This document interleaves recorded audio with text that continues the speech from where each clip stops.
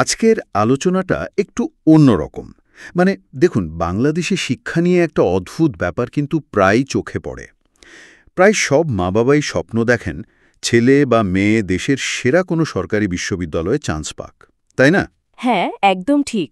BUET, medical, Dhaka বিশ্ববিদ্যালয় এগুলোই তো থাকে সবার পছন্দের শীর্ষে। অথচ সেই একই মা-বাবা যখন সন্তানের পড়ালেখার শুরুটা করছেন, মানে একদম প্রাইমারি লেভেলে, তখন কিন্তু বেশিরভাগই ছোটেন বেসরকারি স্কুলের দিকে। সরকারি প্রাথমিক বিদ্যালয়ে তেমন একটা আগ্রহ দেখান না। ব্যাপারটা বেশ অদ্ভুত, তাই না? কেন এই দ্বিধা? এটা আসলেই একটা গুরুত্বপূর্ণ প্রশ্ন। আমরা এই বিষয়টা নিয়েই আজ কথা বলবো। একটা প্রতিবেদন দেখছিলাম, শিরোনাম শৈশবের বোঝা, সরকারি শিক্ষায় আস্থার সংকট। ওটার উপর ভিত্তি করেই আমরা বোঝার চেষ্টা করব কেন সরকারি প্রাইমারি স্কুলের প্রতি এই আস্থার অভাব, অথচ ওই উচ্চশিক্ষার বেলায় গিয়ে আবার সরকারিই ভরসা। ঠিক। তো আজকের আলোচনার লক্ষ্য হল এই প্রবণতাটা কেন, এর কারণ কি, আর এর ফলে ছোট ছোট বাচ্চাদের, মানে ধরুন আয়ানের মতো শিশুদের শৈশবটা কেমন কাটছে সেটা একটু তলিয়ে দেখা। কি বলেন? অবশ্যই, চলুন শুরু করা যাক। প্রতিবেদনের শুরুতেই যে লাইনটা, ওটাই তো ধাক্কা দেয়। আমার ছেলে যেন সরকারি বিশ্ববিদ্যালয়ে পড়ে, এই স্বপ্ন দেখেন দেশের প্রায় প্রতিটি মা বাবা। কিন্তু সেই মা বাবাই সন্তানকে পাঠান না সরকারি প্রাথমিক বিদ্যালয়ে। এই যে ফারাকটা, এটাই মূল বিরোধাভাস। আর অভিভাবকরা কেন পাঠাচ্ছেন না তার কারণ হিসেবে তারা যা বলছেন, মানে মূল অভিযোগগুলো হচ্ছে সরকারি স্কুলের শিক্ষকদের অনিয়মিত উপস্থিতি, পড়ানোতে নাকি তেমন মনোযোগ নেই, আর সবচেয়ে বড় ব্যাপার হলো কোনো জবাবদিহিতা নেই। আচ্ছা। একজন অভিভাবক তো সরাসরি বলেছেন, স্কুলে গিয়ে দেখি স্যার নিজের কাজ করছেন, বাচ্চারা ক্লাসে হইচই করছে, এই রকম আর কি। তার মানে একটা গাছাড়া ভাব। অনেকটা তাই। অথচ কিন্ডারগার্টেনের ক্ষেত্রে তাদের ধারণা সেখানে সবকিছু একদম টিপটপ নজরদারিতে থাকে। কিন্তু সরকারি স্কুলে তো এখন অনেক সুবিধা, ভালো বিল্ডিং, বইপত্র, মিড ডে মিলও তো চালু হয়েছে অনেক জায়গায়। হ্যাঁ, প্রতিবেদনেও সেটাই বলা হয়েছে। অবকাঠামো আছে, সুযোগ সুবিধা আছে, কিন্তু ওই যে বললাম, আস্থার অভাব, ভরসাটাই পাচ্ছেন না অভিভাবকরা। কিন্তু শিক্ষকরা কি বলছেন? তাদের দিক থেকেও তো কিছু বলার আছে নিশ্চয়ই। অবশ্যই, অনেক শিক্ষক মনে করেন কিন্ডারগার্টেনে পড়ানোটা এখন একটা সামাজিক স্ট্যাটাসের মতো হয়ে গেছে কিছু অভিভাবকের কাছে।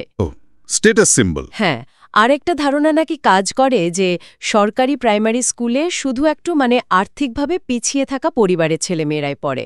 এই ধারণাটা কি ঠিক? এটা শিক্ষকদের পর্যবেক্ষণ আর কি। আর দেখুন, বেসরকারি স্কুলের একটা চাকচিক্য তো আছে, সেটাও অনেককে টানে। আরেকটা কারণের কথাও কিন্তু বলা হয়েছে, সময়ের ব্যাপারটা। ঠিক, সরকারি স্কুলে তো প্রায় 6 থেকে 8 ঘন্টা থাকতে হয় বাচ্চাদের, কিন্ডারগার্টেনে হয়তো 3-4 ঘন্টাতেই ছুটি। এটাও একটা কারণ হতে পারে।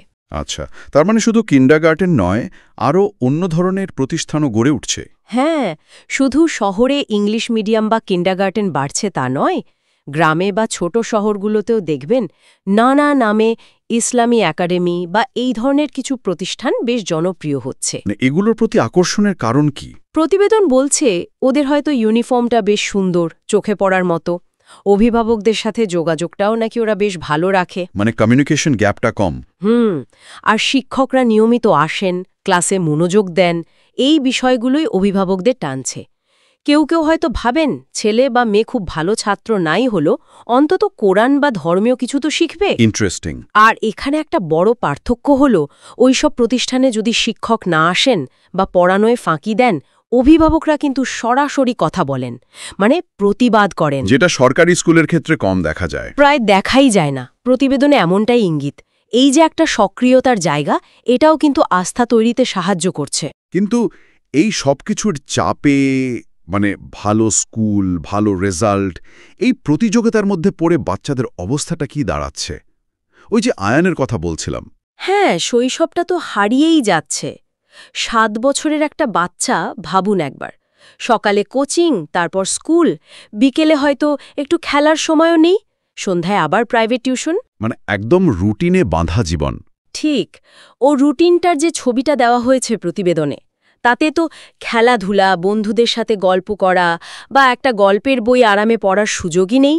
শৈশবকালটা যেন শুরু না হতেই পড়াশোনার বোঝায় নুয়ে পড়ছে। অথচ উল্টো দিকে দেখুন, সরকারি প্রাথমিক বিদ্যালয়গুলোতে এখন কি নেই? সেটাই তো কথা। প্রশিক্ষণপ্রাপ্ত শিক্ষক আছেন, বিল্ডিংগুলো আগের চেয়ে অনেক ভালো, mid day meal, digital content, অনেক কিছুই তো যোগ হয়েছে। তাহলে ঘাটতিটা কোথায়? ওই যে শুরুতে বললাম, জবাবদিহিতা আর অভিভাবক শিক্ষক সম্পর্কটা ঠিকমতো গড়ে উঠছে না। মানে যে জিনিসগুলো বেসরকারি প্রতিষ্ঠানে খুব স্বাভাবিক। হ্যাঁ, যেমন ধরুন নিয়মিত মিটিং, অভিযোগ জানানোর একটা সহজ ব্যবস্থা থাকা, শিক্ষকরা কেমন পড়াচ্ছেন সেটার একটা মনিটরিং, এই ব্যাপারগুলো সরকারি স্কুলগুলোতে এখনো কেমন যেন উদ্যোগের অভাবে অনুপস্থিত রয়ে গেছে।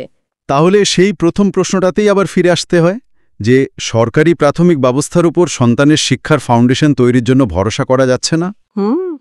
সেই সরকারি সিস্টেমের সেরা জায়গাগুলোতেই, মানে মেডিকেল, বুয়েট, ঢাকা বিশ্ববিদ্যালয়ে আবার সন্তানের চূড়ান্ত সাফল্যটা চাওয়া হচ্ছে। এটা কি স্ববিরোধী লাগছে না আপনার কাছে? অবশ্যই, গোড়ার আর আগার প্রতি প্রত্যাশার এই যে একটা বিরাট ফারাক, এটা নিয়ে ভাবা দরকার। তাহলে সারমর্ম করলে কি দাঁড়ায়? সমস্যাটা কোথায় আসলে? সারমর্ম এটাই যে দেখুন, সমস্যাটা কেবল বিল্ডিং বা সুযোগ সুবিধার অভাব নয়। মূল সমস্যাটা হলো সরকারি প্রাথমিক শিক্ষার প্রতি অভিভাবকদের আস্থার একটা গভীর সংকট তৈরি হয়েছে। আর এর মূলে? এর মূলে আছে ওই জবাবদিহিতার অভাব আর অভিভাবক এবং স্কুল কর্তৃপক্ষের মধ্যে একটা সুস্থ, কার্যকর সম্পর্কের ঘাটতি। প্রতিবেদনটার শেষের কথাটা খুব মনে ধরেছে। শৈশব হোক রঙিন, বোঝা নয়। একদম। আর শিক্ষা হোক সবার জন্য সমান।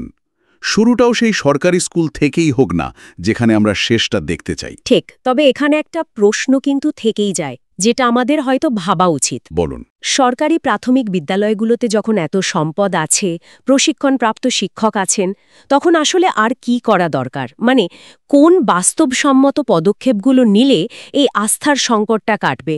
কিভাবে এই স্কুলগুলোকে শুরু থেকে একটা কাঙ্ক্ষিত পছন্দ হিসেবে গড়ে তোলা যায়, যাতে শিক্ষার যাত্রার শুরু আর শেষের যে আকাঙ্ক্ষা, সেটা ফাইনালি এক বিন্দুতে এসে মেলে?